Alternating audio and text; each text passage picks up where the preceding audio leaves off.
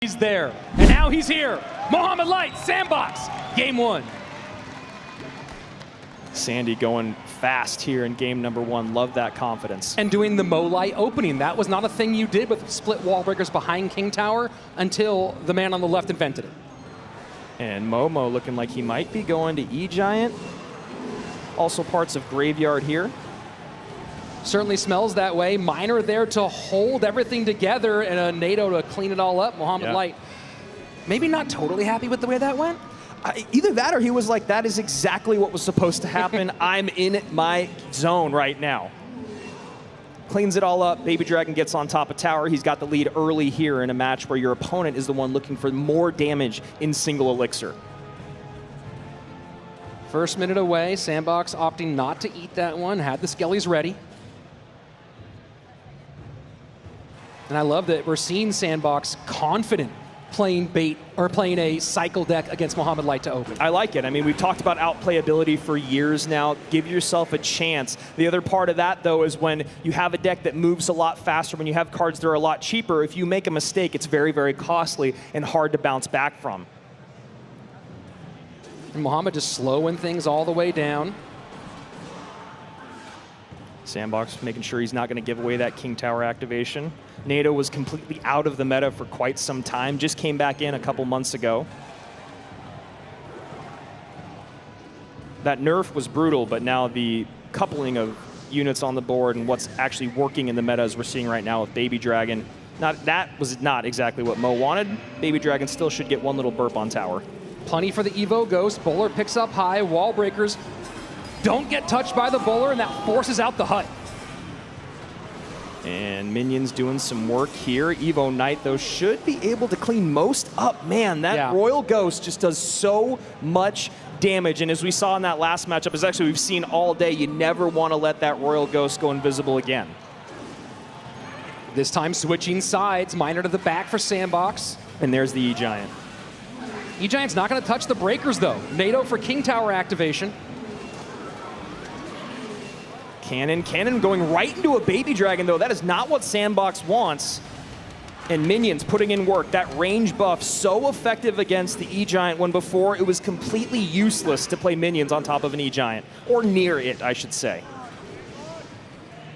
And at the moment, as we are getting into sudden death overtime, it is Sandbox with this critical game one lead, 17-31 to 23-13, but we've seen this song play out before. Yep. Sandbox playing cycle, we're in double, we're getting closer to triple against E-Giant. Well, it's really important for Sandbox is he's got to keep up the dual lane pressure. As you can see, and as you all know, when you're playing against E-Giant, the last thing you want is that perfect push to come together. And the best way to do that when you have a deck like Sandbox's, rely on your opposite lane pressure, rely on your cannons, your high DPS units, and just control the board, control the pace.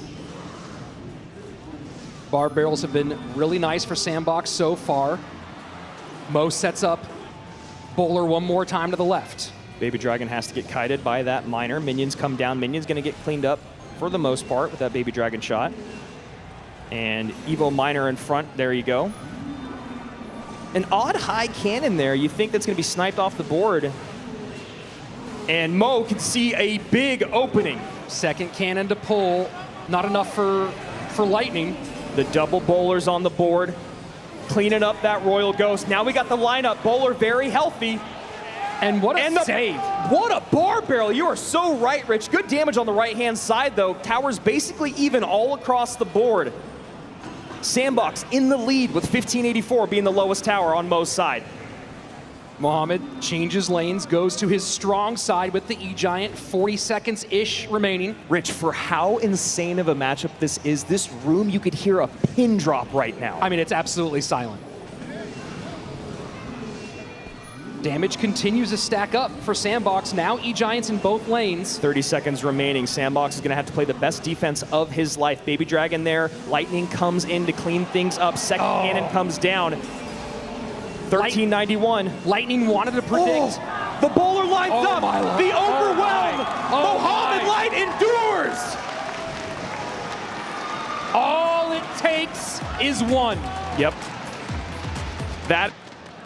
NATO out for Mo. Sandbox already played Miner. Let's see if he goes something else that would have kind of that NATO gone value. And a little smile and look up there from Mo. And if you guys are familiar with watching him on broadcast, that is a horrifying smile. It looks sweet, but you know when you're playing against him and he's vibing, it's not a good place to be in. And he's playing Mortar. He's got my heart. A lot on the board for Mohammad Light to deal with. Valk, Baby Dragon, Bowler on that left-hand lane. That E-Wiz is such an interesting pick. The stun ability is going to be very, very impactful throughout this matchup, and I think Mo's feeling good about what's happening. Perfectly timed log. An ability to... Maybe Mo didn't expect to go all the way past the bridge.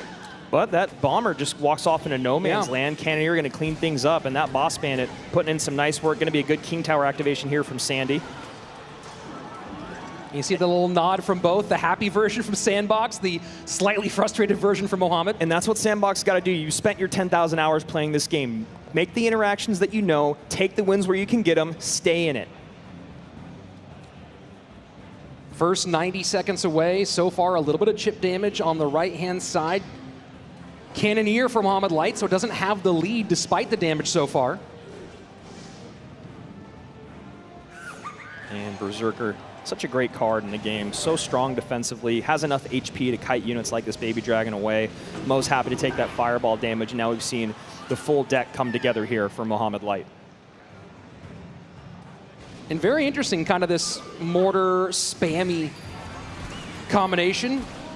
Dash 2 gets on the Valk. Yeah, it's so interesting. You can get the Boss Bandit to come in and create space, get some damage in, and right there, huge damage. Boy. And that's exactly what I was just about to talk about. As soon as it starts, it's over. 204 remains. He's got Fireball, he's got Log, and if anyone can defend for 40 seconds, it's Mohammad Light. Yeah, trying to break through against a Mortar on top of all that. The E-Wiz for the stun. And you kind of think you see Sandbox recognizing that, as we talked about, going from preparing for Igor to, oh my, I have to face Mohammad. And he's going to take that fireball damage right there. Evo Mortar comes down, and this game happens so quickly. Obviously not a great matchup. Mortar matches up very, very well against E-Giant. He's got the E-Wiz in there to stun and slow it down even more. Boss Bandit to tank on the ground. And what I was going to say about the synergy of the deck, the decksmanship, if you will, I love about it is that the Boss Bandit comes in and creates space. Then you drop the barrel behind it. Then the Boss Bandit comes back, barrel crosses the river, and they've traded places in tanking, and now the Boss Bandit's tanking once again, but it's dashing. So that synergy is absolutely insane, and Sandbox just didn't know what to do with it.